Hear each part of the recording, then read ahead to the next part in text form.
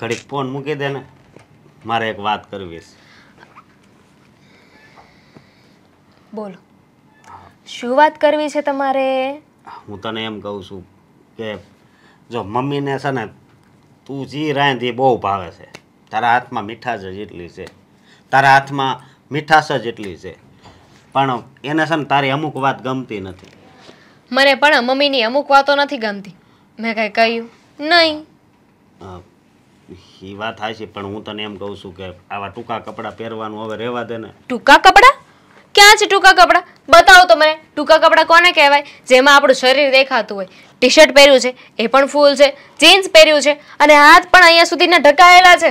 મને બધી ખબર છે, મને તો ગમે છે, હું નથી કહેતો, પણ આ મમ્મીને નથી ગમતું એટલે. મમ્મી પણ સાડી પહેરે ને મને નથી ગમતું. મેં કહ્યું એમને ક્યારેક જીન્સ ટી શર્ટ પહેરો. હવે મારી વાત સાંભળ, તું છે ને સાડીમાં આની કરતાં વધારે છે ને સારી દેખાય. પણ મારે નથી પહેરવી. મારે સારા નથી દેખાવું ને, અને હવે મારે બતાવીને કોને જવું છે? આઈ મીન મારે હવે સારા લાગીને ક્યાં જવું છે?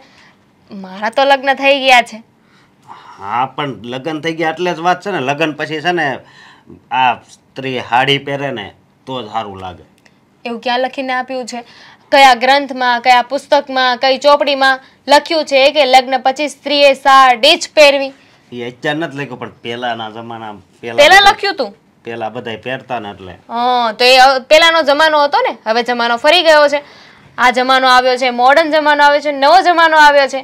તો આ જમાનામાં સાસુ અને વહુ બંને જીન્સ પહેરે છે. એ પહેરે છે, પણ એ અહીંયા નહીં, આપણા ઘરે નહીં, બહાર બધે ઘણી જગ્યાએ પહેરતા હોય છે. 100 વાતની એક વાત છે. હું છે ને તમારા કોઈ માટે મારી રીતે જેમ જીવવું હોય ને એ જીવવાનું મૂકીશ નહીં. અરે મારે તમારા બધા માટે મારા મોચક મૂકી દેવાના. તમને બધાને મારી બધી જ વસ્તુઓથી વાંધો છે. તમને, મમ્મીને. પણ વાંધો તો હોય જ ને. આ આજુબાજુ વાળા ન્યાય જાય ને તોય બધાય કહે છે, સમજી તું. આજુબાજુ વાળા કેવા છે ને મને સારી રીતે ખબર છે, અને આખી સોસાયટીને પણ ખબર છે કે કોણ કેટલા પાણીમાં છે. હા, તો મોઢે બોલે નહીં ને એટલે. જો કામ બાબતે એણે મને કોઈ દી કાંઈ નથી કીધું, પણ આજ છે ને એણે પપ્પાને વાત કરી છે, સમજી. એક કામ કરો, તમે છે ને તમારા માટે એક સુશીલ, સંસ્કારી, સાડી પહેરે ને એવી છોકરી લઈ આવો. મને જવા દો. તું એવી જ છો ને, તને સાડી પહેરાવી એટલે કાંઈ ન ઘટે. નથી પહેરવી મારે. આજે નહીં ને કાલે નહીં. મારે જેમ રહેવું છે ને એમ જ રહીશ. માનું છું કે લગ્ન થઈ ગયા છે અને હું મારી બધી જ માન મર્યાદામાં છું. સાડી પહેરીશ તો જ હું સંસ્કારી લાગીશ ને એવું ક્યાંય લખી નથી આપ્યું. લખી ન આપ્યું હોય તો કાંઈ નહીં, પણ હવે સાડી પહેરવામાં વાંધો હું? વાંધો છે મને. તમે છે ને એક એવી ઢીંગલીને લઈ આવો જે તમારી બધી જ વાત માને, તમારા ઈશારા ઉપર નાચે, તમે જેટલી ચાવી ભરો અને એટલું જ કામ કરે. હું એમ નથી કહેતો, ખાલી છે ને તું કપડાં રેડી પહેરવા માંડે. તમ તાર જમવાનું સારું ન બનાવ્યું ને એ તો બધાય ખાઈ લે બસ. આ તમે લગ્ન શું કામ કર્યા મારી સાથે? મને તો એ નથી સમજાતું.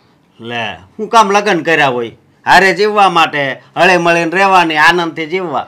આનંદ જેવું તો કઈ છે જ નહીં. આ રોજ જે તમારા મમ્મીના મેણાટોણા સાંભળવા પડે છે. પણ હવે બહુ થયું. અત્યાર સુધી છે ને મેં બધું મજાકમાં લીધું, પણ હવે નહીં. આ તમારા મમ્મીની વાતો મારાથી પણ સહન નથી થતી.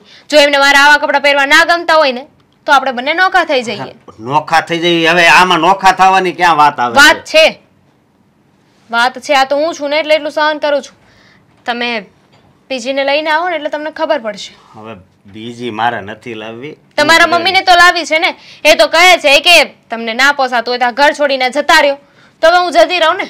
ના ના, ક્યાંય નથી જવું. બસ સાડી ખાલી પહેરવા મને એટલે આ વાત પૂરી થઈ જાય બસ. પછી છે ને ગમે એ વાત આવે ને એમાં હું તારી હારે બસ. ના પાડીને કે હું તમારા લોકોની શરત નહીં માનું. જો તમને મારી શરત મંજૂર ના હોય તો મને પણ તમારા લોકોની શરત મંજૂર નથી.